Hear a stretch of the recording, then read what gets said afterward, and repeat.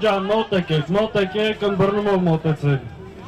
Այս իշխանության ջղաձգումներին, այս նորմալ է, առաջկա օրերին ավելի թեժա լինելով, ընբռնումով մոտեցեք, երկրի ղեկին հայտնվել է մի խուլիգան, պարզ ասես մարդկանց է լարում են, ուղարկում են։ Մենք պատրաստ ենք ցանկացած սցենարի,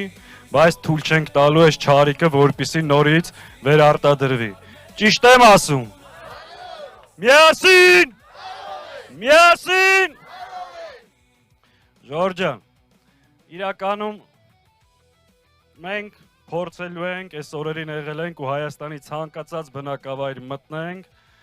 մենք մտնելու ենք այսպես պարզ մարդկային ձեր բոլորի հետ խոսելու ենք։ Իրավիճակը շատ պարզ է եւ հստակ։ Հայաստանի Հանրապետության ղեկին հայտնվել է մի մարդ, ով ամեն անգամ այս մեքենան քշում է ինչ-որ մի հատ ձորից ընկնումացած, տանում խփում է ինչ-որ պատի, դուրս է գալի մի հատ իրան թափ է տալի, ասում է կներեք, սովորաբար այդ մեքենայի մեջի մարդիկ, ժողովուրդը վնասում է, մահանում է, իրան ոչ մի բան չի լինում։ Հետո էլի նստում այդ մեքենայի ղեկին, ասում է ժողովուրդ, օգնեք նստեմ, շարունակեմ էլի խփել պատին, գցել ձորին, ու այս մեր պետականությունը, որ այրան գնով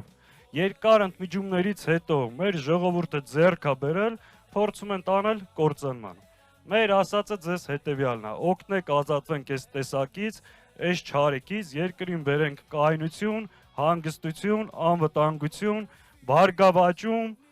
արժանապատվություն ու գնանք առաջ։ Եվ դրա հնարավորությունը կա, այդ հնարավորությունը հունիսի 7-ին, համար 17-ին։